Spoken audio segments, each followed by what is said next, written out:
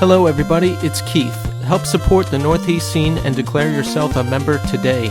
Subscribe to us on Apple Podcasts or your podcast medium of choice. Rate us and leave a review. Every little bit helps. Subscribe to our YouTube channel. It has every podcast episode plus other exclusive content. Like and leave a comment.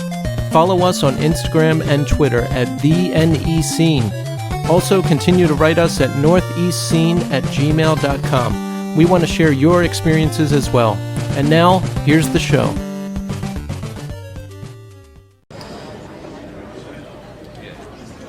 You're really lucky, you know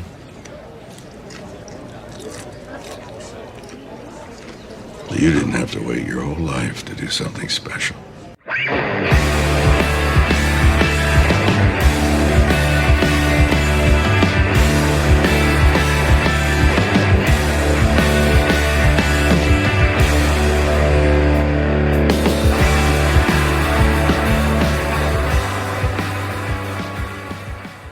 Hello, everybody, and welcome to the Northeast Scene Podcast. This is Keith. And Tommy. And we're back. Again. You cannot get rid of us. It's impossible.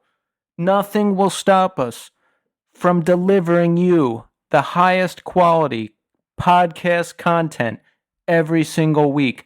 And even if we can't be there, we're going to fucking record 2 in a week to make sure we have one for the next week. What do you think of that? I think it's awesome. So I was looking at all of our episodes in Apple Podcasts today, and it breaks it up by year. And I was like, oh shit, it's a new year. We did 43 episodes in 2020. Well, for one, the podcast was born in 2020.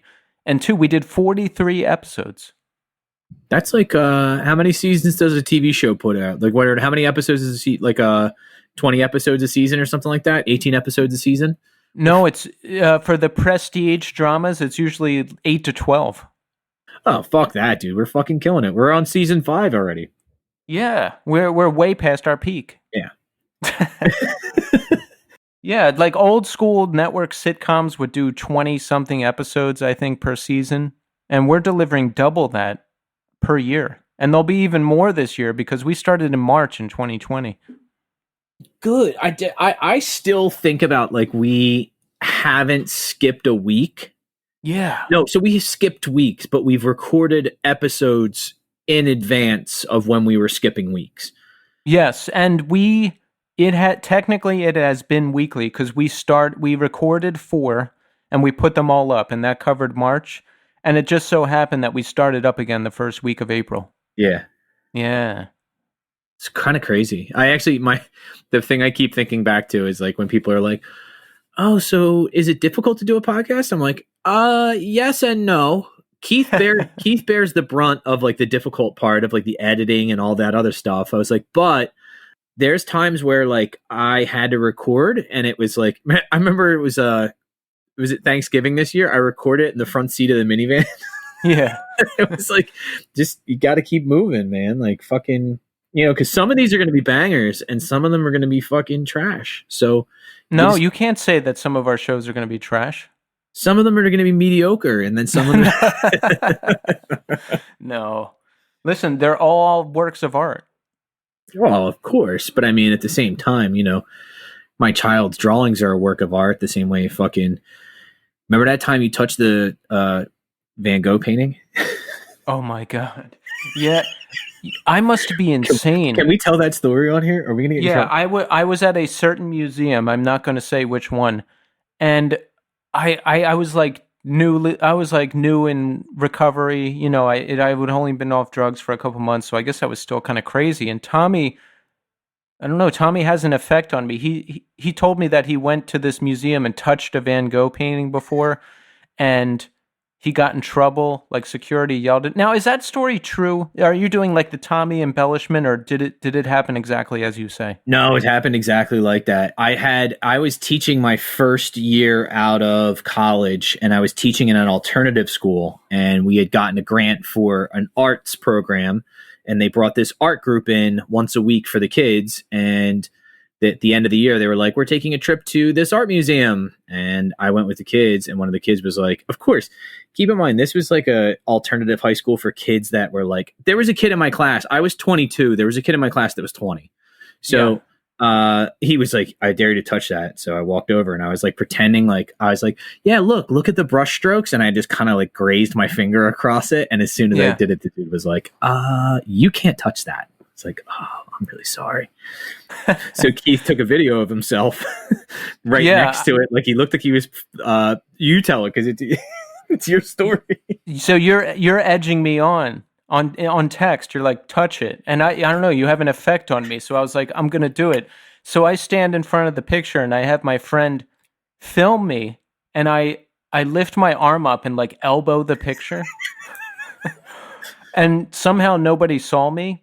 But that's crazy. Yeah. Like that's a Van Gogh painting. That's my favorite painter because he was the craziest. It's been all, I was going to say, in terms of people that have touched that, it's probably less than 10,000 people. Oh, yeah. Like you and I are in a very elite group of assholes. There's people that were like art curators that were allowed to touch it. And then like people that do like the, preservation and all that shit. And then there's us.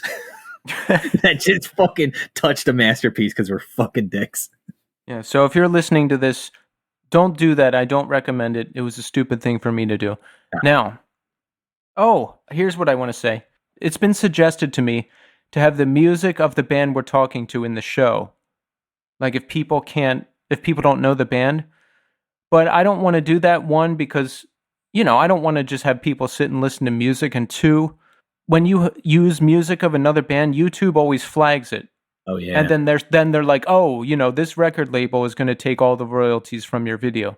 Now, we don't make any money off this podcast at all. In fact, it costs money. Yeah. But it's a labor of love. But I don't want YouTube claiming ownership of my videos because I have like a 30-second clip of some band's song in it. So, but here's what we do have. We have our Spotify playlists. Of all of our guests and their songs and just random songs that we like too. Yeah.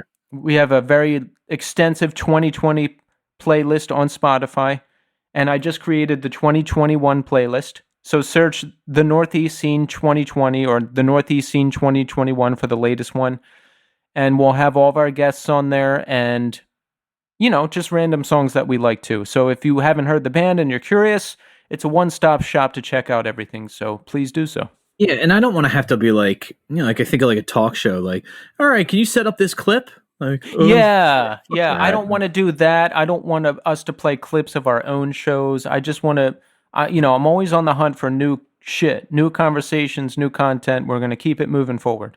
I guess that I understand where the person's coming from with that suggestion, but at the same time, I'm like, no. Yeah, well, there are specific reasons that I cannot and will not do it, but I just want everyone to know we hear you, and we are constantly workshopping ideas to make this show better. I mean, it's pretty hard, because let's face it, this is a great show, but no, I'm just, I'm being folksy. All right, so I have a lot of lines out there for groundbreaking, excellent guests to speak to. We don't have a set one for tonight. You want me to try to get one? I'll start making phone calls. Do it up. Because I'm fresh out of stories. Actually, I do have one thing that's new this week. Go. My stepdad was getting rid of his old computer. He got a new laptop. His old computer was a desktop. So now I run 2 monitors during class, so I can look at the kids' data on one screen and I can run the Google Classroom Meet on the other screen. Wow. I'm very excited about it. I feel very Wall Street when I'm sitting here, except for the fact that my computer and my other monitor are literally propped up on, like those TV dinner tables, like that, like one of those. And then there's empty, whatchamacallits, those Rubbermaid tote, like the big Rubbermaid containers. Yeah. On top of them. So it's precarious is the word I would use to describe it. There's a couple times where I've turned around to write on the whiteboard and then turned back quickly and bumped into the table and had to grab my whole computer from falling the fuck over. Oh man. Not cool. You got to get a little like pro stand. I actually, you know what I want to get? And I was thinking about this because when I get back to work, they're kind of thinking we're going to be teaching much the same way I'm teaching right now, but with kids in the classroom. So Yeah. when the kids first come back, they're going to be on laptops away from me. I'll be on a laptop up in the front of the classroom. So I was thinking about kind of putting it on work and being like, yo, if I'm up in the classroom like this, doing this, I need a standing desk because I don't want to be sitting all day. So Yeah. I That's a reasonable request. I put a requisition in for it already. So You know what you should do? You should get them to build you like a whole terrarium up front, like walled off plastic hard sheets between you and the class to protect you. I've seen people's classrooms set up now, and Yeah. it's like it looks like do you remember when people were like dorks in school and used to put their folders up so they didn't copy off you? Yeah. Like that kind of thing. Yeah. But instead of them being folders, they're clear plexiglass, and Yeah. they're at every single desk. And in my head, I'm going like, I kind of just want that for normal life.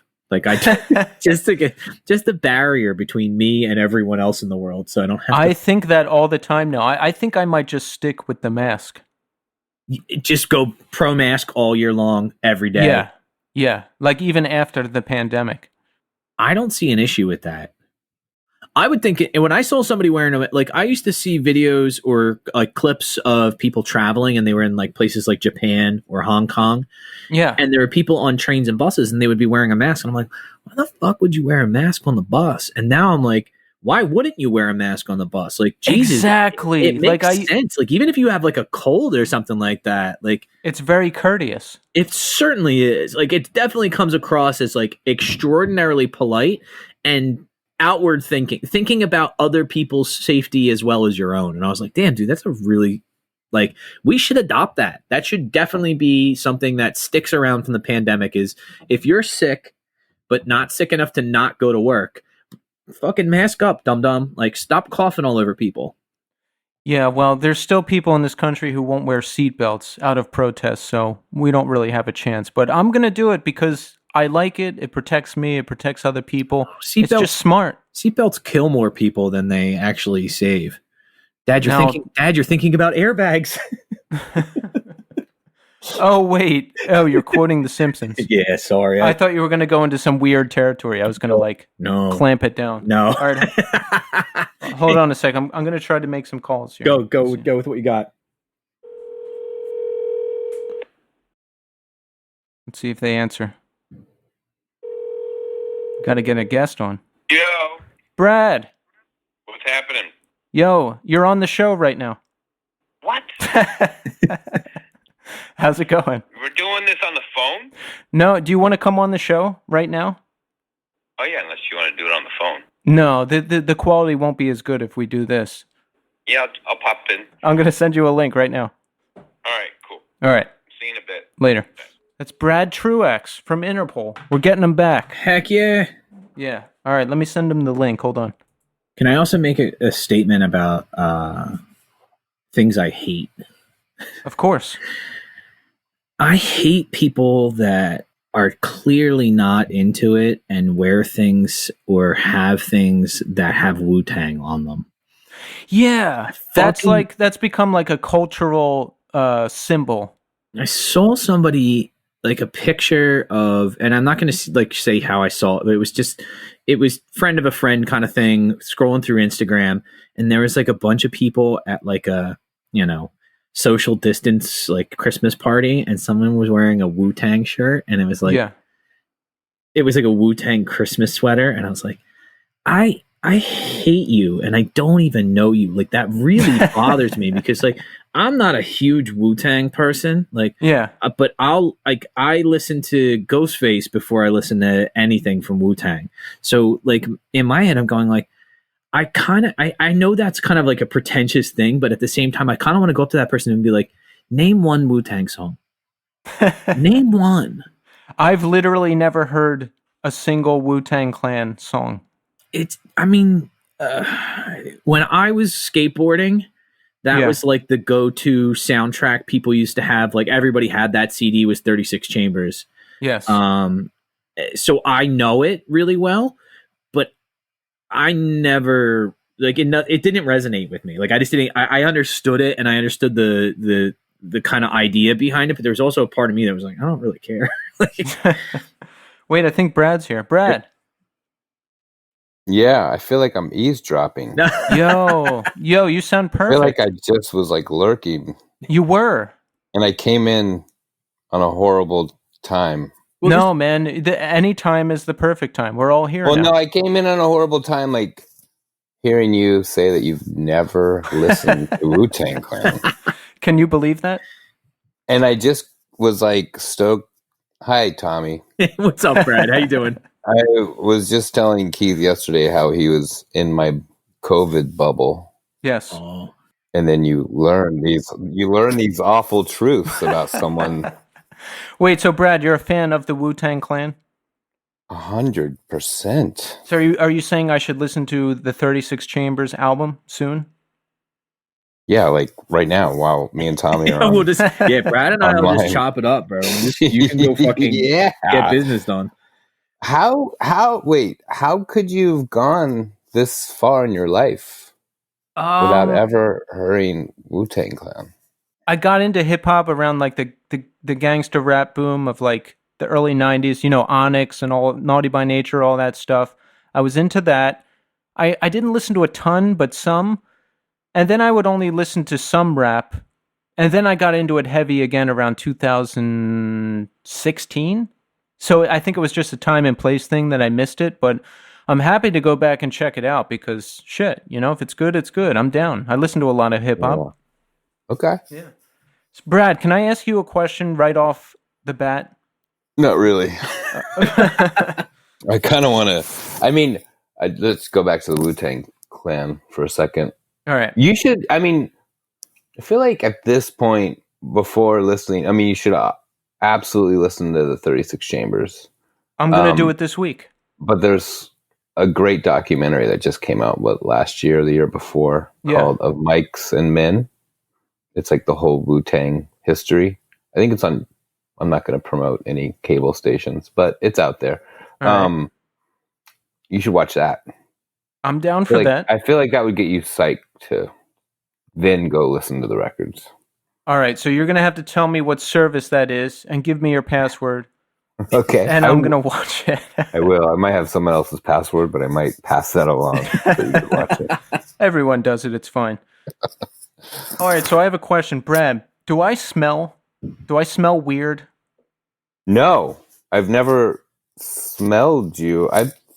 We've sat pretty close. Yeah, you were at my apartment once. Did it smell weird in here at all? Not at all. All right, good. But let me say this. Yes. I have a horrible sense of smell. So maybe it does smell and you didn't realize it.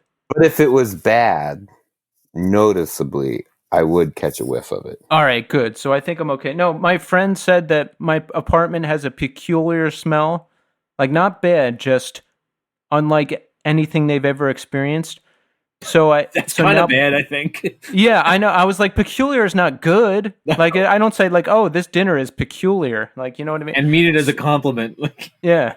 I think I haven't opened the windows in like a year. So I think I just need to open the windows a little bit every day, and I'm going to like do a deep clean, and then I think it'll be fine. Did they describe the smell to you? No. See, that's not cool. Yeah, see, I'll tell you about like my mom. I guess about 6 months ago, I walked into her house, and because it's my mom. Like I just walked in, and the first thing I said, I was like, "Mom, it smells in here," and she was like, "What?" And I was like, "It smells really bad. Like I can't.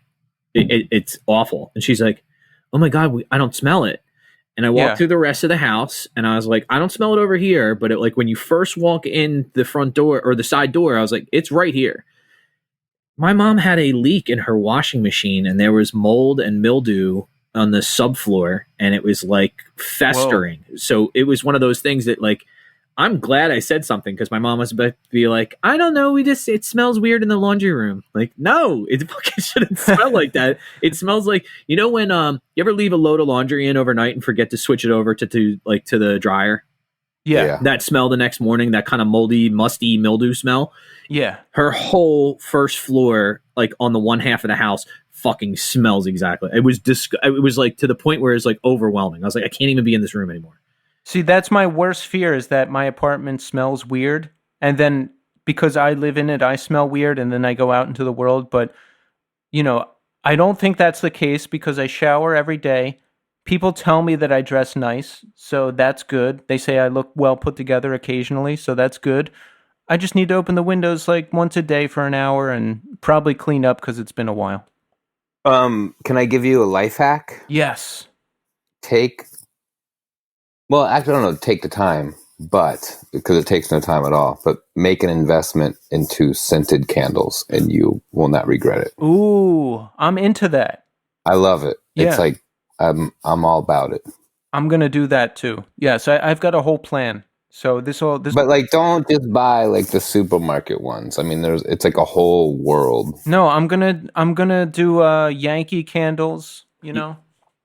There's another brand my wife buys. I think it's called White Barn, or Old White Barn, maybe.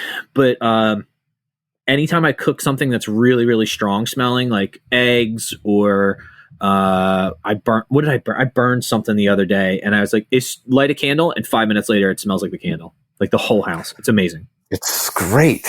And then also because you then it'll like latch on to you, so you'll smell nice as well. There you go. Also, Brad, isn't your girlfriend in the scented candle business? Correct. So, dude, I'm gonna keep it in the family. I'll buy some. All right. Send you a link. Yeah. All right. Now we're rolling. See this? See the connections we have here in the Northeast scene? See how it all comes together? Did your friend tell you smell or your apartment smells? The apartment. Oh, okay. Yeah, but I'm afraid that the apartment smell is transferring to me. Now, I don't think it smells bad in here. It's probably just a little musty because I never open the windows because I'm always cold. Yeah. Yeah, but I'm going to take care of that. Oh, I need to clean too. I haven't cleaned in a long time because, I was stressing about that test for like a year. Plus, I'm lazy. Right. Man, I mean, I'm telling you, scented candles will take care of all that. Yeah. You send me the link. I'm going to get some. So yeah, but I mean, just in general, I'll send you a link, but yes, it's a big life hack. So, Brad, the last time you were on this show, it was July 6th, 2020. Well, that's when the episode went up. Doesn't that seem like a century ago? Yeah, that seems like years ago. Yeah. Like, do you feel like your life is a lot different now than it was back in July? I do. Maybe my perception is different, but my life isn't that much different as far as like day to day. Yeah. I mean, I feel like I'm still doing the same thing we were doing in the beginning of March. Which is nothing. But, my mind and consciousness hopefully has expanded and grown a little bit. I always feel like that, which is great. Perception growing, I don't know, hopefully being more mature, more responsible. Definitely. I really hope. Yeah, I definitely have that down because, I think I was more of a mess in the summertime. But, yeah. How are you passing the time, Brad? What do you do like day to day? Like me, I do this podcast. I'm on YouTube all day watching video game speed runs and streamers. I've got a couple games I play. I always got something going on. What do you do to pass the time? I mean, yeah, I guess I wonder how much time I do spend on YouTube now that you mentioned that. I feel good that you mentioned that you spend a good part of your day on YouTube. A lot of it, yeah. Yeah. I mean, I feel like I am not on social media. Right. But I am on YouTube, which isn't really social media. I mean, I guess you could like comment on people and go back and forth with like the comments, but I don't even engage in that. I think that's the closest thing I have to like some sort of social network online. So yeah, I mean, if you're going to make like a pie of your day, that would be like a circle of like percentage of your day. That would be a big one. YouTube. Yeah. Well, I have a recommendation. Now, stay with me on this. Our last guest, Philip Jameson of Caspian, recommended Korn's opening song from Woodstock 99. And the crowd just goes berserk when the song finally kicks in. And it really is something to behold. Like the entire crowd, the gigantic crowd jumps up and down, and it's like a tidal wave of action. And now, I'm not the biggest Korn fan in the world, but it really is something to behold. I recommend you check it out. Okay. Yeah. I mean, I guess I've never really heard Korn. Yeah. I mean, going back, I hope I'm not offending you and Tommy. No, not at all. I mean, like I was offended by the Wu Tang thing. Like someone I'm close to doesn't listen to the Wu Tang. It was like, I mean, of course, I forgive you, but yeah, I don't think I couldn't name a Korn song. Put it that way. I listened to Korn for a little bit. I couldn't name a Korn song. Blind. Yeah, Blind is. Oh yeah. That's the song. That was the big one, and then there was the album after that. We talk about Korn a lot on this podcast for some reason. For people that don't really like Korn, I don't know. Let me ask you guys. I mean, because I don't know, but I'm always interested in like sort of like the subgenres of things and like time periods, like historically in music. Yes. Was Korn? Because I guess what I would consider them like new metal, NU metal. Yes. Yeah.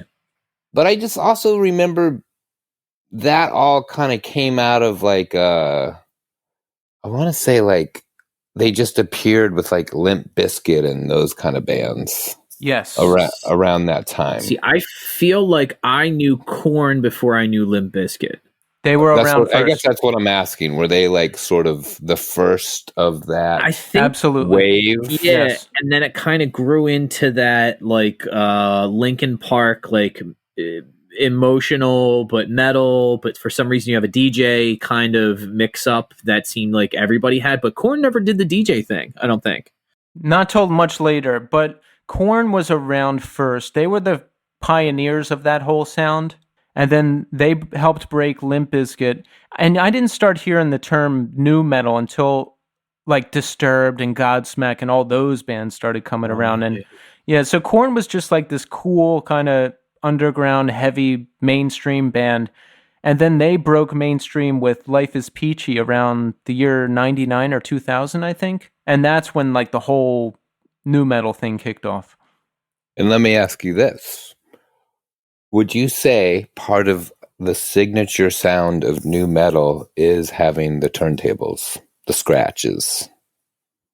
No. No. I think that for me, the signature sound is that like drop C kind of playing that they do. Like they seem to be like kind of roam around in that. They were the first band, them and Coal Chamber were the first band I remember seeing where I'm like, that guitar player has 7 strings. Like that bass player has 6 strings. What the fuck is going on with this? Like that was the first time where I had heard that like kind of it was all everything kind of focused around a general kind of like almost breakdown, but it was like groove. Like there was like a kind of like thing you could nod your head to. Right, but I guess okay, so not so much the turntable scratch sound, but I guess what I'm asking maybe was there like a b-boy element to it from hip hop? Well, I guess with Korn, like they definitely rock the Adidas tracksuits. That kind of has like kind of harkens back to the like Run DMC kind of like. Yeah. Well, that's what I mean. It was sort of like kinda, the backward baseball cap kind of. Yeah, I don't know. Like it just seemed like they were always. I don't know. I mean, I always like the more popular bands like Limp Bizkit and all of those things always had this sort of element, or even like in the beat almost. It was like a heavy, sort of. I don't even know what you call those beats. But there was like a funkiness to it. Yeah, like a breakbeat metal kind of beat to it, as opposed to your traditional metal or hardcore or grindcore. It was a branch off of like the funk metal scene, like Red Hot Chili Peppers, and then you had Faith No More and all that kind of shit. And then new like Korn sprung from that, and then kept manifesting into other shit. I always associated like. Do you remember Public Enemy put out that song, She Watched Channel Zero, and it used a Slayer sample? That's Right. where I kind of always like was like that seemed to be like that origin of like that mixing, like not like Run DMC and Aerosmith, like kind of like pop and pop, but like that kind of like heaviness, kind of like with that kind of dark element to it of like this is subversive. Like that was Whoa. when I first heard it, I was like, oh shit, like this is fucking heavy. Like it's a heavy riff, but like Mhm. the whole, you know, like if you ever listen to the song, like it's the whole thing about like people just tuning out on life and like paying attention to what's going on in soap operas and, you know, daytime television rather than engaging in real Right. life. Well, I guess actually now, Tommy, you just reminded me, like, yeah, wait a second. So, like, Rick Rubin was responsible for that sound of mixing, like, you know, like even like the first Beastie Boys record. Yeah. And Yeah. then the Run DMC Aerosmith thing, that was all his like mastermind of like adding like classic rock, hard, heavy riffs to hip hop, Yeah. which you could say like those new metal bands were probably more inspired, not so much by hip hop, but more like that sound of like the Beastie Boys. Yeah. Oh yeah. Which, you know, and yeah, I guess you're right too. Like this, then that's sort of when like the Chili Peppers, Faith No More thing came in. Yeah, I didn't. That was one of those bands. I understand. Like my older sister's like a huge Red Hot Chili Peppers fan, and I still listen to it and go, I don't get it.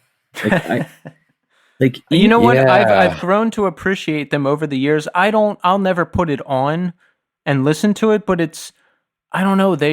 I'm always shocked. I'm surprised they have the longevity that they do. Oh yeah. It just seemed, you know, if you would have seen what they were doing in the 80s and been like, these guys are still going to be around way past everyone else, it'd be like, what? Really? Like, if you ever see any of their really old music videos, they're like crazy. Or they're wearing like knee pads. Yeah, and Flea is just like going nuts. Like, so yeah, Chili Peppers, crazy longevity. Yeah, I mean they're like considered a classic rock band now. I know, it's crazy. I always think it's I don't know. I just remember watching stuff about them when I was younger, and I liked. Do you remember there was like an infamous Saturday Night Live performance? Yeah, I love that. I go back and watch that, and Kiedis is so pissed off at John Frusciante. You see them doing like a face-off at the end. They're like standing face to face, like, I'm gonna fucking kill you. Yeah. Awesome. Anthony Kiedis always remind me of Doug a little bit. He's got that like vibe of like he's gonna fucking knock you out, like if you fucking piss him off. But I remember watching that. I don't know if I have a distinct memory of watching it live or I've made that up because I've watched the like YouTube of it. But I remember seeing it being like, oh shit, like he's doing that on purpose. Like, and the whole time he's playing, they keep kind of like looking over at him like, what the fuck? I would be so pissed off. That's like, Yeah, because I mean they've been around for decades and decades. Yeah, since like the early 80s at least. And I actually do remember seeing them, I guess, in the early 90s. And it was like one of the first tours they did with John Frusciante and the drummer. It's funny because like I can't name a Red Hot Chili Pepper songs, but I know all their names.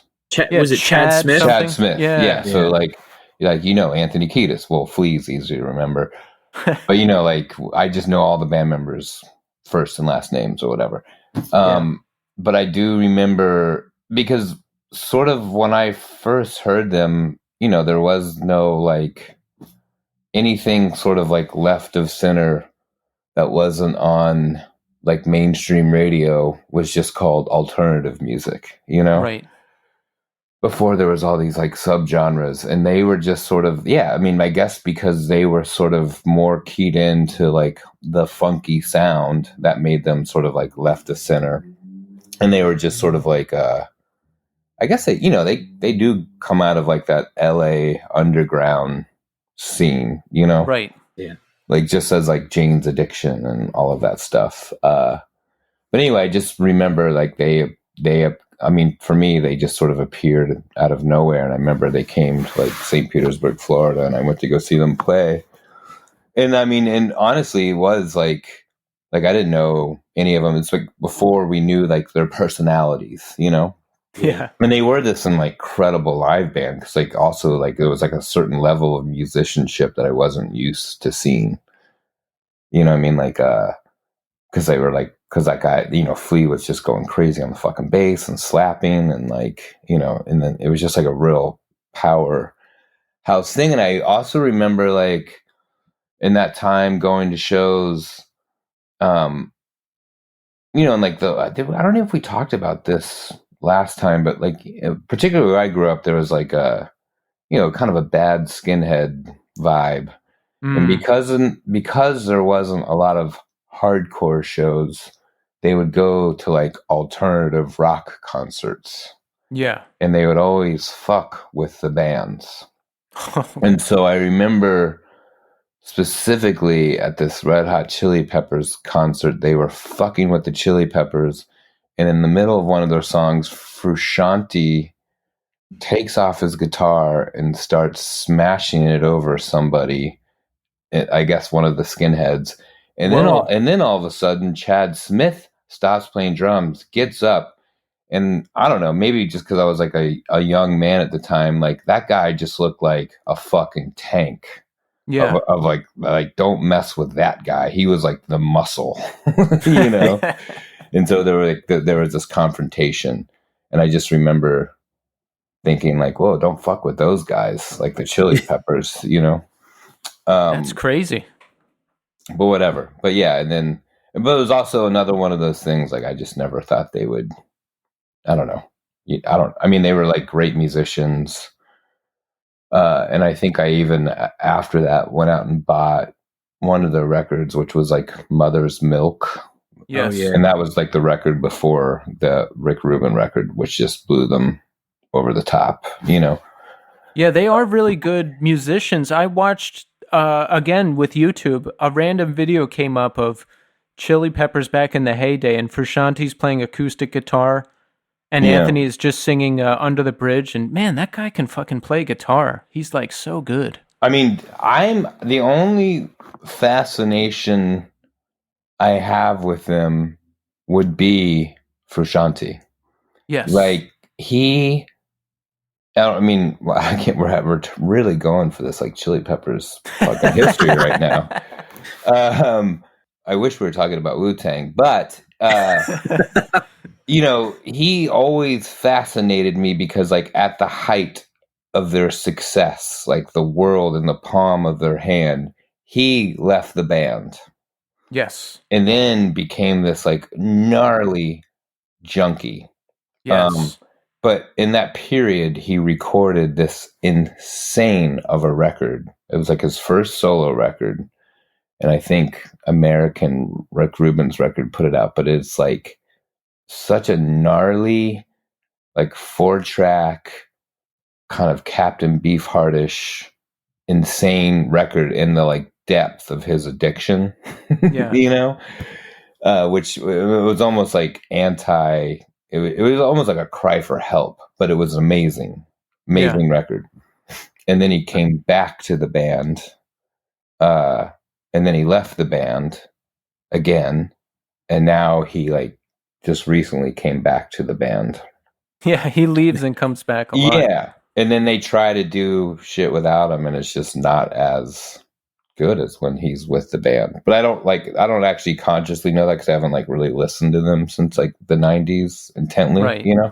But I am sort of fascinated with his story of in and out of that band to make them the band that they are, you know. Me too. I've actually gone and tried to I've actually randomly jumped on his Wikipedia page and tried to track how many times he's been in and out of the band. I don't know why. I just spend a lot of time on the internet, and as a fellow person who used to struggle very hard with many substances, that whole angle is always interesting too. Remember those clips of him in Sweden or wherever he was living on Behind the Music? And he's just so out of it. He's on dope, just, I don't know. And he's just talking about stuff, and he just seems really whacked out. Even now, I think, I mean, I don't know now, but whatever current footage there is of him playing with them, if you look at his arms are fucking insane. like from Really? all yeah, just how tracked up and like burnt they are. Yeah, I think all or most of the Chili Peppers are legendary former junkies. Yeah, I mean, well, Kiedis put out that book that like whatever. I mean, I'll admit I read it out of like morbid curiosity. Yes. But it is good. I mean, he no bones about it. Those guys were like gnarly LA Hollywood junkies, I don't know. Yeah. I don't think Flea was. I think Flea was just sort of like, he just seems like, I mean, he's equally melted in his own right. And I think he just put out a book recently, which I kind of, once again, out of morbid curiosity, want to read. But I think it's something, I think even like acid is in the title or something. I was going to say, is it called like a fleeting moment or something like that? No. Some pun. Ouch. Yow, man. Keith, you just made me think of something though. Do you remember? All right, you think about like behind the musics and like those things, like where they do like the one shot of like a person talking. Yeah. The saddest one, if you ever have a moment to watch it. Milli Vanilli. No. Yes. That one's sad though. That one is really bad, especially when it's what's his name? Fabrizio? Rob Fabri. I don't want to say it wrong. I think it's Febreze, like the spray, but that one's super sad. But there's one where it's they talked about it's the one about grunge, and they talk about the death of like glam / kind of like hair metal, and it's Janie Lane he was the lead singer of Warrant, and it's him, and he is fucking out of his mind drunk. And he is talking about how like the album was supposed to be called something, and I don't remember what it is, but he was like, yeah, man. And then like the day before they were like, fuck, we don't have a single on here. And like, he's like slurring. It's so bad. And he's like, and then, so I sat down and I wrote Cherry Pie, and guess what? Now the fucking single's Cherry Pie. The album's fucking Cherry Pie. There's Cherry fucking Pie posters all over the place. And he's literally like, you can see him getting angry, and he just looks at the camera for a second and he's like, and now I'm the fucking Cherry Pie guy. And it's like you see his soul just dying. You're like, fuck, dude. This guy has just poured his life and everything. Like, he's just given everything he has to be like a musician and, make it famous. And he thinks this thing that's going to be like a throwaway track, like, all right, give him something to like put out, like as like kind of like a poppy kind of thing. He's like, I wrote Cherry Pie in fucking 2 hours, and it's defined me for the rest of my life. And it's very sad because he ended up dying of alcoholism in like a comfort inn in somewhere in like Southern California. Yeah, it's never a glamorous death. It's always, overdose in a comfort inn and like, Modesto or something. And so, yeah, it's so terrible. And it was just like, it's hard to watch. And I remember the only reason I watched it was because somebody had posted something about one of those other hair metal bands. I don't remember who it was, like Poison or something like that. And it was somebody had posted something like, it was like a PRP or like metal injection or something like that. The guy had to issue an apology because he had showed up on stage so fucked up. Like, he didn't know the words of the song. There was a point in time where he laid down on the stage, and it's like, they're playing like these kind of like casino kind of venues. So like half the tickets are like comped, but the people that paid like probably $90, $100 to go see him, and he's fucking laying down on the stage. And it's like, oh, it's so bad, dude. I felt terrible, but that was one of those ones where I watched it and I was like, you know what? I think I might be okay not drinking for a long time. Because if that's what alcoholism really looks like, you literally watch if you just pay attention, you can mute it and look at it and just go, this guy's in pain. I saw that clip you were talking about where he's like, and now I'm the Cherry Pie guy. I remember randomly seeing that on YouTube, and I was like, oh shit. Yeah, dude, it's just absolute devastation in his voice. This brings me to a good topic. Brad, I wanted to talk about you a little bit. Now, we don't have to. See, the fact that you don't want to just makes me want to even more. Last time you were on the show, we were talking about some of our struggles, and you mentioned that you had to get clean and sober at some point, right? Yeah. So let's talk about that a little bit. Now, when you had to quit everything, at the end of everything, was everything all fucked up for you so that people didn't want to play with you in bands anymore? Like what was it like, and how much repair work did you have to do? Yeah, it was all fucked up. Yeah. Yeah. It wasn't, I mean, I think even if people wanted to, I was playing in this band and I had to quit just because I was too sick to show up, you know? So I think even if people wanted me to, I just couldn't do it, you know? Yeah. Which was, that's so heartbreaking because it's like the thing that I've always wanted to do my entire life and was finally doing it. And, you know what I mean? Right. So yeah, it was just bad, you know what I mean? And it's something I'd resigned myself that I just could never do again, you know? Yeah. Like Same.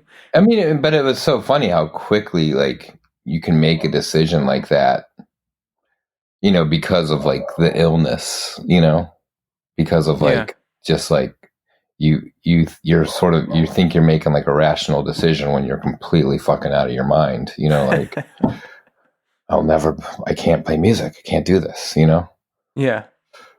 Yeah, I'm just too sick, you know? I used to be kind of functional. Like I was in bands. I guess I hadn't hit, you know, to where I was getting high every day yet, but I would show up to band practice and I would be like puking in a trash can between songs. And these are people that I just met and I thought that was normal. And they must have thought I was fucking out of my mind. Yeah. It becomes a thing where you just, particularly towards the end of my time, it's like you just can't hide it, you know? Right. Because that used to be like a big part of it was just like, you know, none of the people, they knew I was fucked up, but they didn't know how fucked up because I was being shady, you know? But then, it just comes a point where like, you're just not hiding it. And then people are like, whoa, dude, like, what the fuck, you know? Yeah. Is that kind of like, does that go hand in hand with like kind of using like kind of the sneakiness of it? Like you kind of do you feel like that's how you start, is like, you're kind of like, I'm going to dabble here and there, but I'm going to do it enough or I'll do it so few times that people won't really catch on. Yeah. Yeah. It's like the last thing you want to do is draw attention to yourself, you know? Right. I've always admired particularly junkies who were just completely honest about it. Like I feel like they're far and few in between, but I do remember like being on tour in Europe around 2000 and playing with this opening for this like popular band, and one of the guys in the band was just like, yeah, I'm sick and I got to go score. You know, he had just met me that day. I like sound check, you know? And he was just completely open and honest about it, you know, like, and it just made no bones about it. I just really admire, I was like, wow, you know, cause to me, it was all tied up in like guilt and shame and, you know, like hiding it, you know? But yeah, he just was like everyone in the band knew, and they kind of accepted, you know.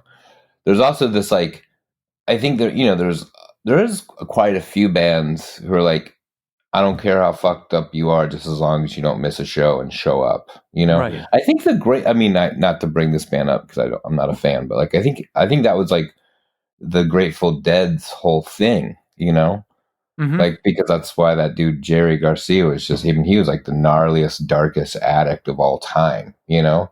And then everyone else, you know, and there was a bunch of people that died in that band, like members of OD and alcoholism. But I just think they were just like, we're not going to tell you how to live your life as long as you just show up and play a fucking show, you know. And I feel like I have seen bands, and I don't know if that like enables somebody, you know. It's like an interesting thing. It's like, does that enable this person to keep on doing it, or is just like, or if that's actually like a cool way to, you know, approach it with like acceptance. It's like, yeah, I mean, I'm not going to tell you what to do, but don't fuck up what we're doing here. I don't know if I believe in the enabling thing, because I literally was never going to stop until I decided it was time to stop.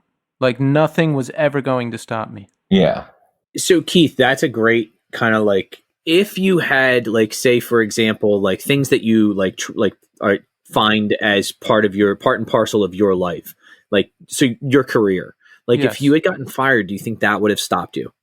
That's a good question, because my job is a big reason of why I decided to clean up in the first place. Yeah. So it's possible. It's hard to say. That's a good question. Yeah. I think it's definitely possible. Yeah, you either have to make the decision or something has to happen that makes you make that decision. You know what I mean? Yeah. Like, let's say I got fired. They're like, hey, your performance is no good. You're gone. Maybe that would have made me be like, okay, now it's really time to stop. Yeah. Like, cause I think about how much that's like, cause you've always, even when we were, partying hard back in the day and we were like going out and drinking all night, like you kept your job as first and foremost. Like, I would call you the next day or text you and be like, oh my God, I'm so sick. I had to call out of work today. And you're like, I'm at work now. What? How? You had more than I did. Yeah. I saw you drink like 20 Long Island iced teas. How the fuck are you at work? Like, I've been throwing up in my bathroom for the last 3 hours with a cold washcloth on my head. Like, what the fuck?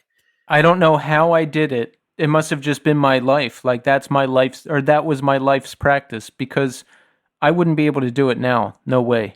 And that's the thing. Like, it's interesting. Like, Brad, did you reach a point where you had to drop out of music completely? Like, there was a long time where I was functional and I would be in a band, or I would be actively trying to get into a band. I would be out hanging out with friends. I would be going on dates, and I was still getting high. But eventually it just turned very dark and I completely stopped leaving the apartment at all. What was it like for you?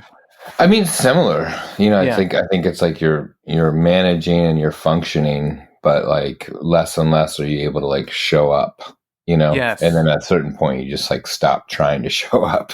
It's like, so it's, because I mean, that's the thing. It's like, it's sometimes it's so blurry, because in my mind, when I think I made that, like when I was like fucked up and made that conscious decision to like quit this band I was in and like forfeit this tour that we were supposed to go on, like in my mind that was like a year, but I don't even think it was that long. It might have been a few months, and next thing you know I was in like a detox, and like but even after the whole detox thing, I think I've talked about it, I just thought like, oh, I'm never going to be able to, getting clean and sober, I was definitely like, no, I'm not going to be able to play music, like and sort of like, it's like I quit before I quit, and then after I quit I was like, I thought I was still done. It's so funny how that works, because when I quit doing drugs and drinking, I was like, how am I going to go to a wedding? How am I going to go to band practice? How am I going to play a show? How am I going to do this? How am I going to do that? And when I quit juuling a year ago, I had those same exact thoughts. Yeah. I was like, how am I going to go to a show at St. Vitus if I can't stand outside every 5 minutes and suck down a Juul pod? How am I going to go to a wedding? How am I going to go to a dinner? Like, it was the same thing. Right.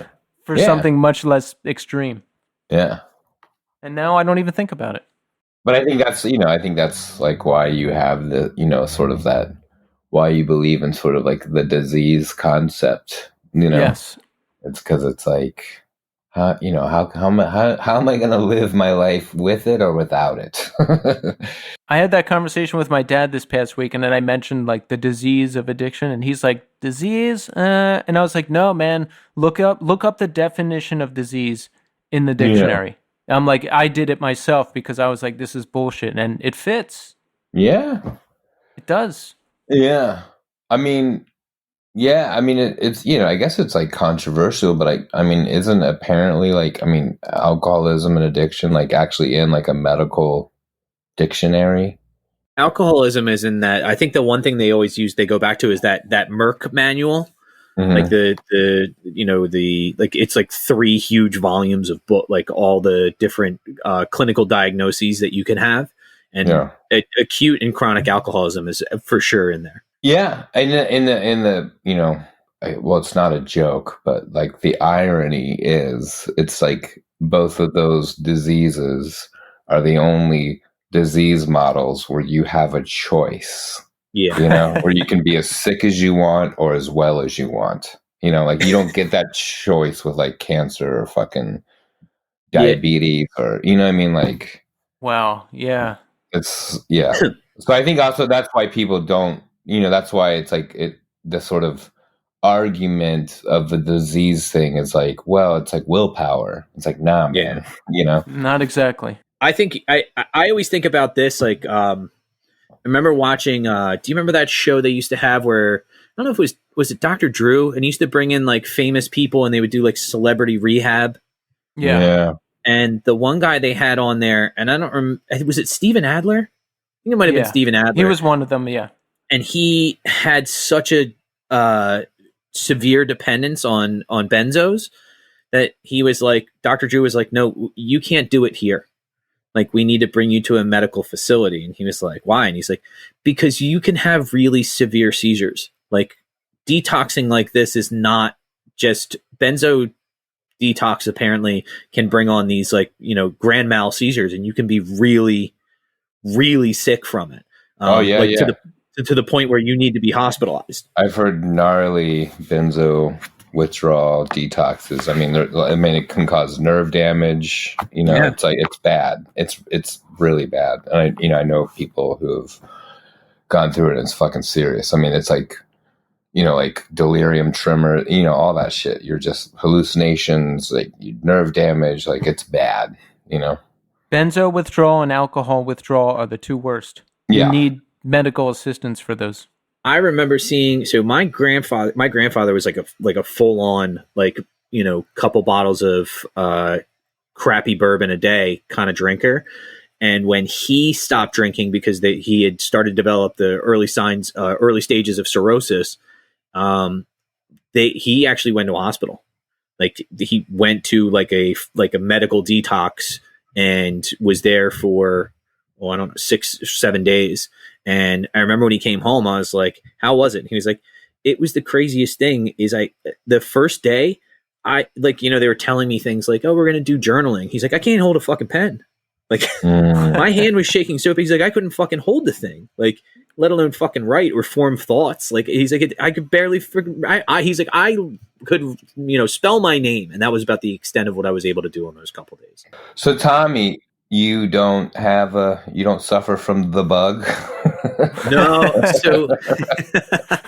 So no, I was able to kind of like, whenever anybody started partying really hard, I was never like a prude about like, oh, like, don't do that here. I was just like, yeah, whatever you want to do. Like, kind of like what you were saying, like with bands, like, all right, just do what you want to do. Just like, don't fuck up. Like, I don't want to have to call an ambulance here. Right. Tommy had limits. We would go out and go hard. Tommy would bring like a sleeping bag and a bottle of water and something to eat. Aspirin. And he wouldn't get down quite as hard. Like, he didn't do drugs and like, he didn't go as crazy as some of us did, but he was around. But you had to like, you pretty much stopped drinking, right? I mean, you have like one every once in a while, but you scaled back. I honestly, though, I had a drink over Christmas, and before that, I had one in the summertime when I was down the beach with I might have 3 or 4 drinks a year. And when I drink, when I have a drink, I have a drink. I make sure that it's like, no, I'm having a drink. And honestly, it's so funny is I literally can go back to, my wife was like, I'm going to throw out some of these receipts. And I was like, okay, they were from like 10 years ago. And I started looking through them and I'm like, oh my God, I used to go to the state store and spend like, this is when I thought I was going to be a lawyer and I thought I had real fancy and shit. I would buy like, not like nice scotch, but like decent scotch. It was like $30 a bottle. Right. Yeah. And I would drink 2 of those on the weekend. And it was like, I couldn't tell you what good, like Glenfiddich, I don't even know what the fuck it tastes like. Because I I did stupid shit with it. Like I would mix it with soda, put ginger ale in it, like all this stuff that like now if I have a drink, I really do try to kind of like savor it and appreciate why people like it, because I always kind of get back to it and go, I wish I could have like a few Jamesons, but my problem is that I can't have a few. It's once I turn that key of like, so I guess kind of I do have that that mentality of like, once I have a few in me and I have that buzz, it's like, okay, let's take this buzz to the next level. I think for me, like I've talked about this on here with Keith before, but like I knew I needed to like really stop drinking at least for a little while and kind of like monitor myself. Was I got up on a Saturday morning and the girl, like my twins were like super young, and I went and made breakfast for them, and it was like really early in the morning, and I felt like shit from drinking the night before. So I went downstairs to go get something out of the refrigerator, like eggs or you know, bacon out of the freezer or something like that. And I saw the vodka there, and I just took a big slug. I was like, this will just take the edge off. Like it won't make me like I won't feel like shit, and kind of cure my hangover, and then I can pound water the rest of the day, and then go to bed tonight, and I'll be fine. And by noon, I was drunk. Like that's where I went like, uh-oh, like this kind of starts to like, then I start thinking about my whole family history of drinking. And I was like, look, no one's done this well in the family line. And no one has really successfully drank their entire lives without some kind of severe consequences, you know, post 50. So I was like, look, I really need to kind of like sit down and reevaluate. And I think, Keith, you texted me something, and it was like a checklist, and it was like a whole bunch of things. Like if you do this or if you do that. And I went through, and it was like, you know, 30 questions. And I think like less than half, like 13, 14 of them, I was like, yep, I do that. Yep, I do that. Yeah, I do that. No, I don't do that yet. But in my head, I'm going like, I could totally see myself doing that. And I just stopped. I did go to a handful of meetings, and I think the thing that kind of turned me off on it was it, at least to me, from the, you know, I never felt like inside the group. It really felt like a kind of like pissing match, like a war story. Yeah. Well, oh, I got you. You took a bunch of pills and drank and did this. Well, one time I mortgaged my house on a single hand of blackjack, and it's like, what the fuck, dude? Like this isn't one up game. Like we're totally supposed to be here to help each other. Like, so that's when I think I contacted another friend, a mutual friend of Keith and I, and he was like, he's like, what's your address? And I was like, don't show up at my house, bro. Like, don't do that. And he's like, I'm not doing that. He's like, I'm going to send you something. I was like, all right. And he sent me the big book, and I read it, and I was like, this is, first of all, it made sense to me. And I was like, it is a good book. I've read not all of it, but some of it. I mean, it's compelling. It is, for sure. And the fact that, like, you know, it's a doctor and a stockbroker that literally figured out, like, yo, we can fix each other and we can fix ourselves by kind of this whole idea of talking about what's going on, and this idea of fellowship, like working together and helping each other. We'll get through this. This is a good jumping off point. Yes. You know, I was going to ask us to share a story from when shit changed. And that story about you going down to find the vodka and, you know, taking a sip, that always sticks in my mind. That was it. So if we want, we're all going to share a story, something we always think about from those days. And here's mine. My last couple months of getting high, it was horrible, crazy, like the worst ever, right? So I had to go to California. So I was like, all right, I'm going to bring double the amount I usually bring, and then I won't run out. Everything's going to be fine. So I did that. And of course, I would always run out by Thursday morning. And I ran out again, and I was like, fuck. And so I was in San Jose. So I drove I was like, oh, I picked up in San Francisco one time. Like, let me try again. So I drove 2.5 hours from San Jose down to San Francisco, and I walked around for a little bit. But I was like too nervous. I was always too nervous to actually go up and ask people unless I was really drunk. I wasn't drunk, and I was in bad shape, so I was too nervous to walk up to anyone and be like, hey, do you know, like, and I didn't see any obvious signs.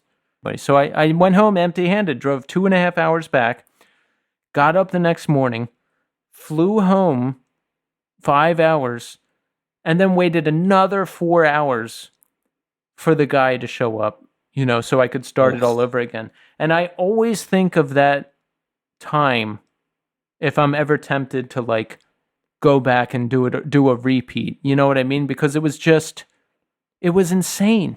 It was just like, it was insane. Is it that feeling of like that desperation? Is that what kind of resonates with you? Yeah, dude. Imagine driving from San Jose to San Francisco in California traffic on a Thursday night. 5-hour round trip. At like 6 p.m. and then flying home the next morning at 5 a.m. or 6 a.m. I mean, it's just insanity all the time. And you're like sick as shit the whole time. Yeah. It's like, I still remember going to Pete's Coffee. I bought 2 cinnamon rolls and a Nantucket Nectar's apple juice. And I remember I ate like half of one of the cinnamon rolls. So whenever I see that apple juice now, I still think of standing in that airport like, how the fuck am I going to get home and survive this? All right, Brad, it's your turn. I mean, yeah, I think, the big moment for me, because I mean, at a certain point, Keith, I think we've talked about this of just like, you're sort of bouncing back and forth between like the maintenance and misery of addiction, yes. Where it's like, I'm just using so I won't get sick. And then when you're not using, it's just fucking a miserable existence. And you know what I mean? Yeah. And then through that balancing act, you try to stop, whether you go check yourself in the detox or like, I'm going to fucking kick in my room. This is it, and then I would end up like picking up again, and it would just get worse and worse and worse. And then you just have this moment where you're like, you just give up trying to stop, Yeah.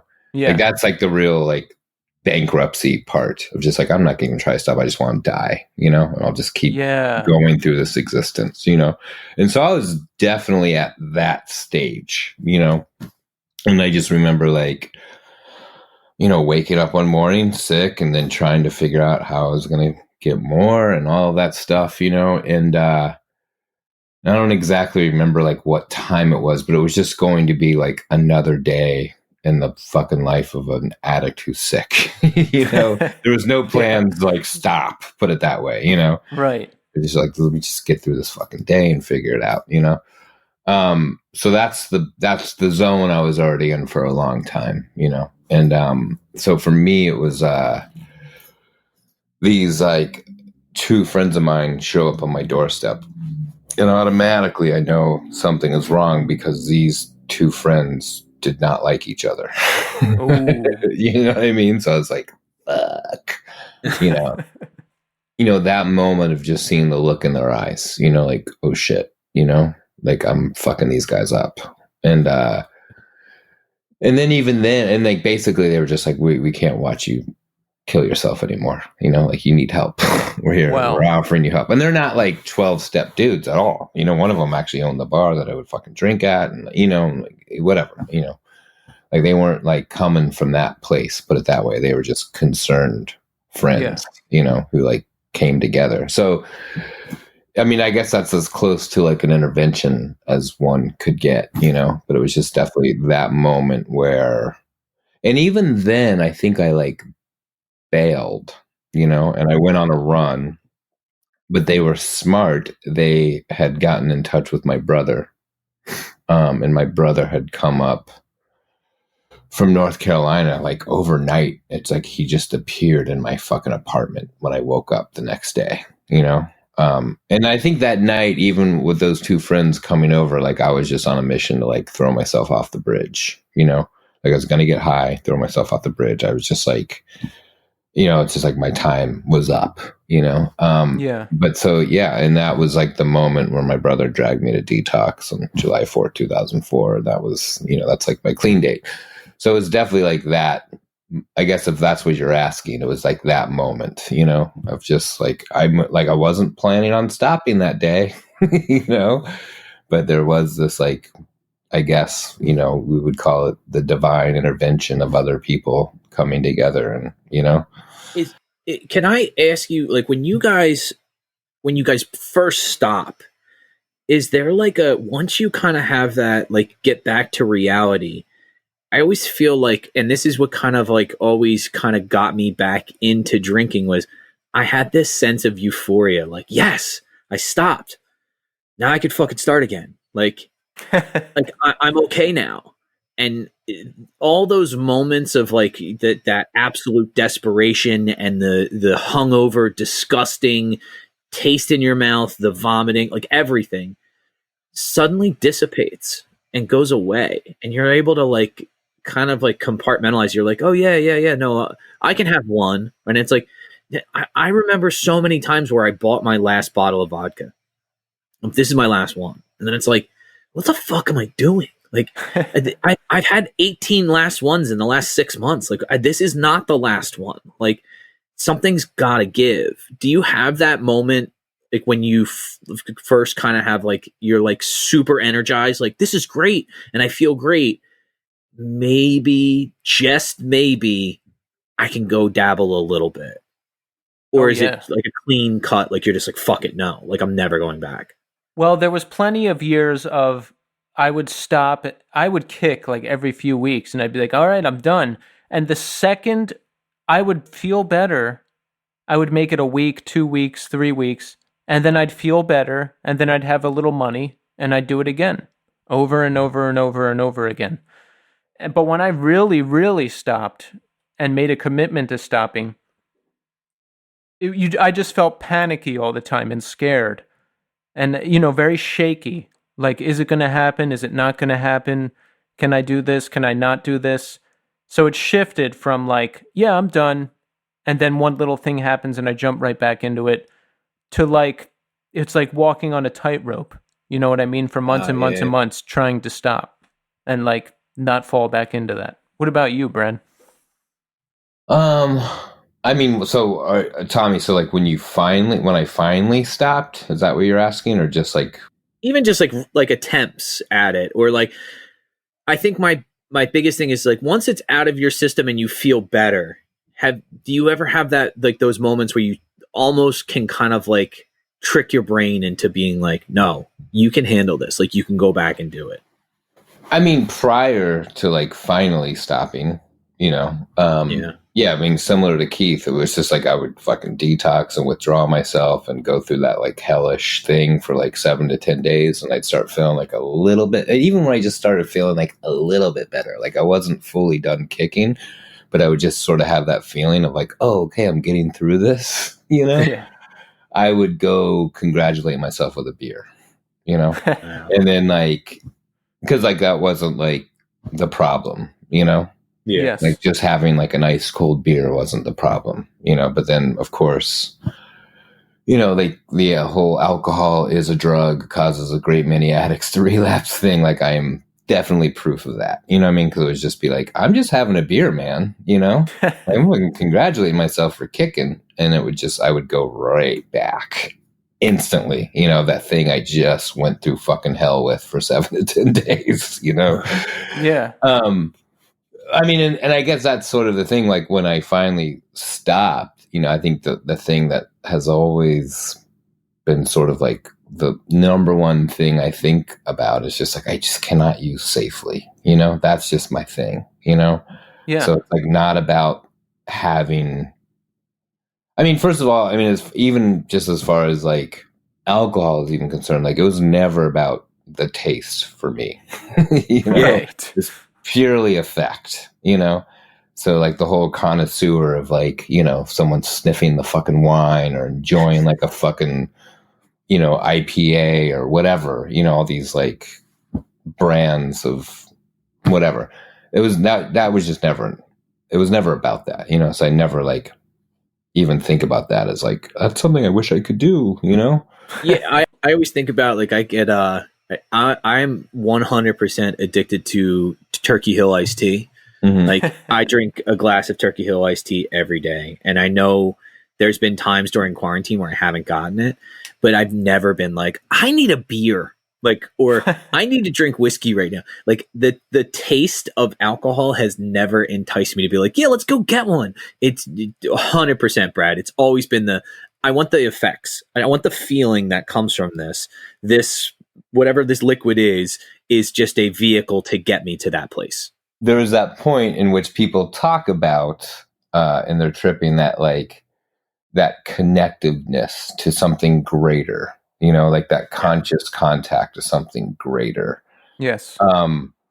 So I had this experience recently where I can tell you like the date. It was December 23rd, a few weeks ago, where I, you know, a big part of this year, since we're all on pause and the world is on fire in a trash can and all that stuff, is like I really trying to practice meditation daily in my life.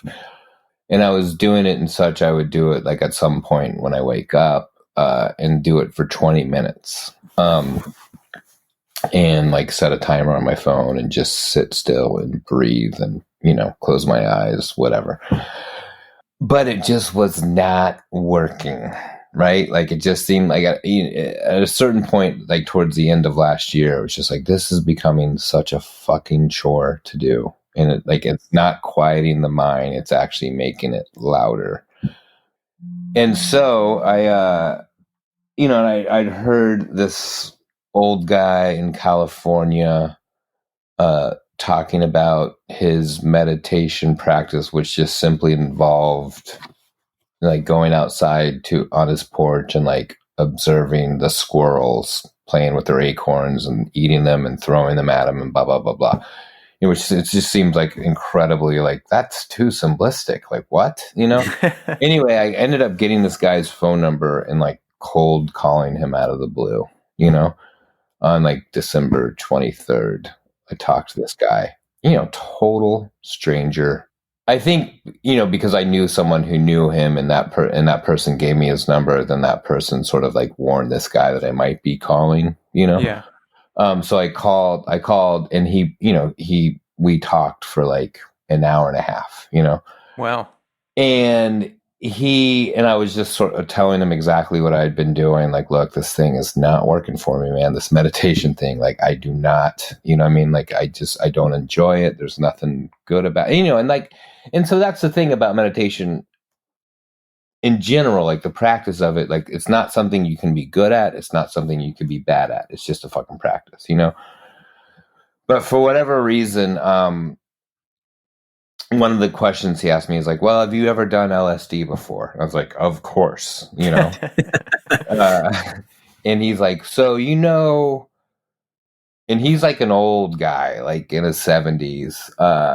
And he's like, so, you know, there's a moment, like after the peak, it's called, and he's like, I call it the backside of the peak, when you feel that connectiveness to something greater, you know? And I was like, yeah. He's like, well, that's, you know, a similar thing that we're looking for sort of in meditation, you know, or a similar thing that I'm always like comparing it to. But long story short, oh, and also he told me his first LSD experience was in San Quentin prison. By the way. Wow. But he was like, it's a horrible drug. It's the worst. It never agreed with me, but whatever, blah, blah, blah. But, the thing, he just gave me like a real simple suggestion. Cause I was like, yeah, I'd heard you talking about the whole squirrels thing and blah, blah, blah. But I live in New York, you know, like you live in LA and there's like nature outside your house. You have like a fucking yard and you can do that. You know, he's like, well, you know, you have a sky in New York, don't you? And I was like, oh, okay, yeah. And then he was like, well, you have like parks in New York, don't you? I'm like, yeah. He's like, well, if like the dope was in the park, you would ride your bike to the park and get the dope, right? You know, like all these things. Like, yeah. But the main thing he said was like, it's like, don't put a time limit on the whole meditation thing, because you're just being too hard on yourself when you do that, But he suggested, he's like, when you wake up, don't look at your fucking phone, Don't even turn on a computer. Don't look at the phone. Get up, make your coffee, do what you got to do, and then just go outside and look at the sky, look at a bird, look at a cloud. You know what I mean?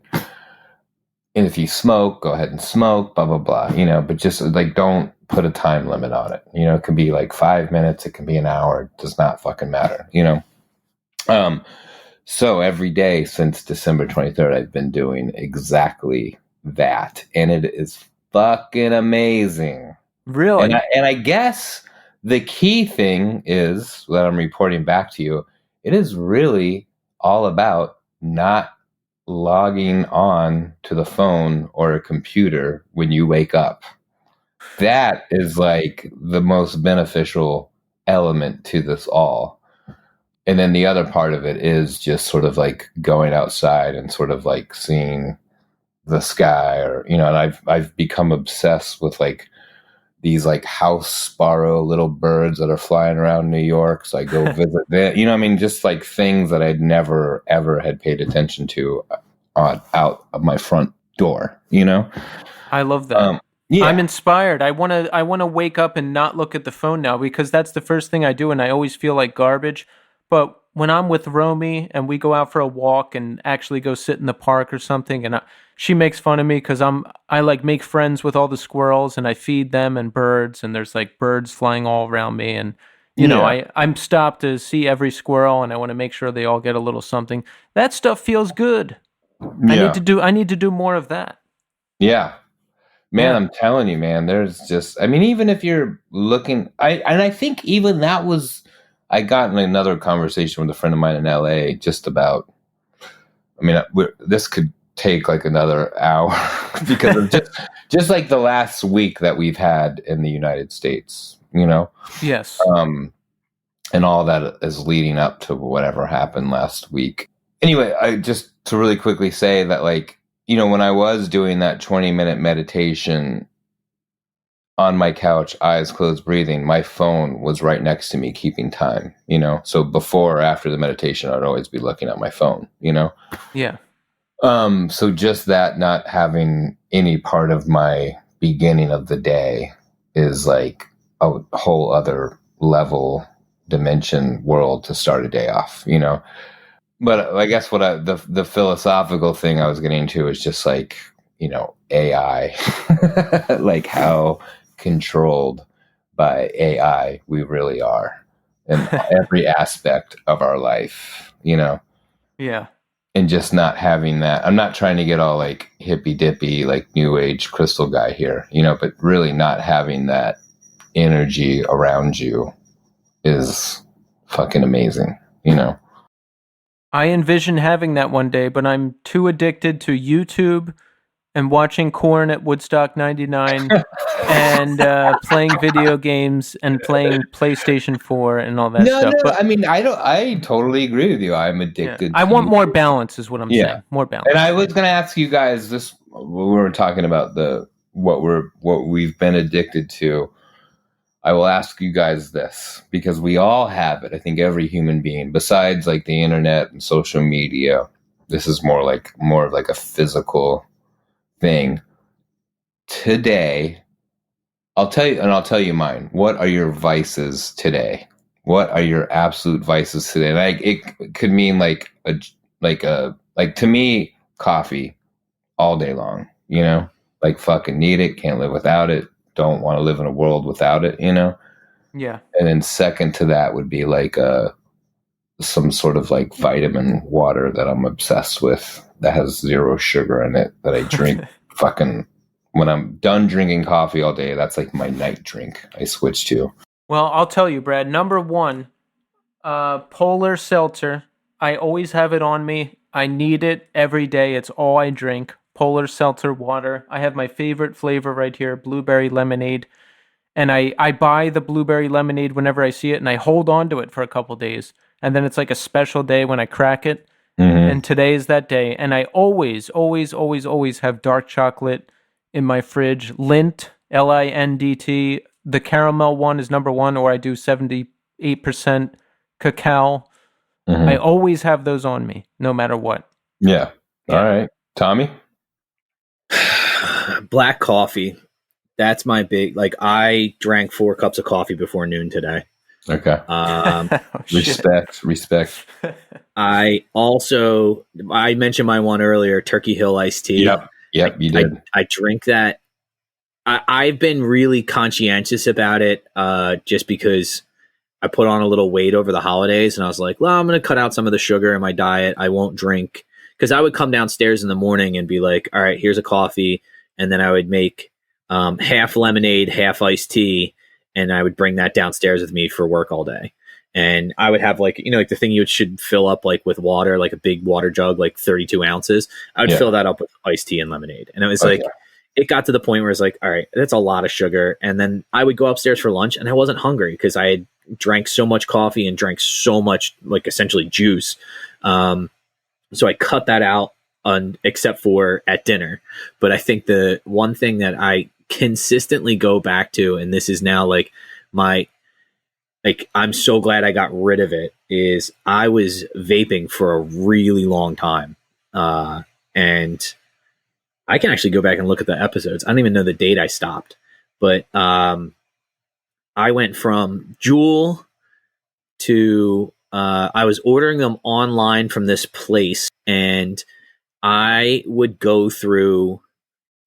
On bad days when it was like really stressful, I would go through a pod and a half, 2 pods a day for Juul. And because it was like, when I smoked, I would have to go outside. I didn't smoke around my kids, so I had to wait for them. I had to get up early in the morning or go to, like, after they went to bed at 9:00 at night.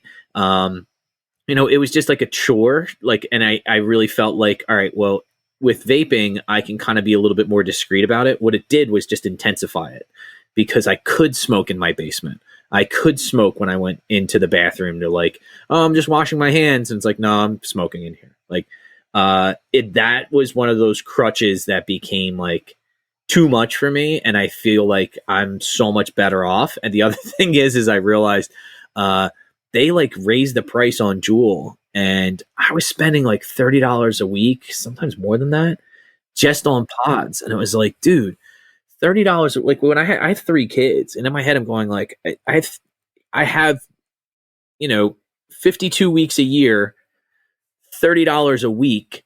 Like, I'm looking at like $1,500 plus of me just fucking smoking because I want to be a dork about it. Like, like, that's one of those things that really kept me going, was like, $1,500 could buy me a rowing machine, or I could take my daughters to the fucking Philadelphia Zoo 8 weekends in a row and buy them food there and whatever fucking stuffed animal they want every time we went. Like, like, all the other things I could have done with that money, that's what kept me. But I think my biggest things now are really like iced tea and black coffee. Yeah, man.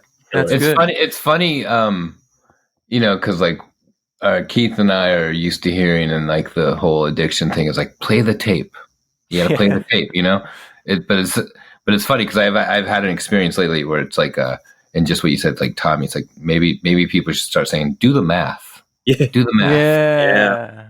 I like that. I had this thing recently, same as you, in December, I went through this whole like sugar detox thing, and it all had to do with like finally reading the ingredients and the amount of sugar of these cookies I was eating every night, which would be my like vape before bed, my weed pen. Yeah. Were these like cookies, it's like end of the night, everything's done, throw on the TV and just clock out, and eat these cookies. So I finally like did the math on the amount of sugar on the box, and it was like, I might as well be eating like a fucking birthday cake before I go to bed.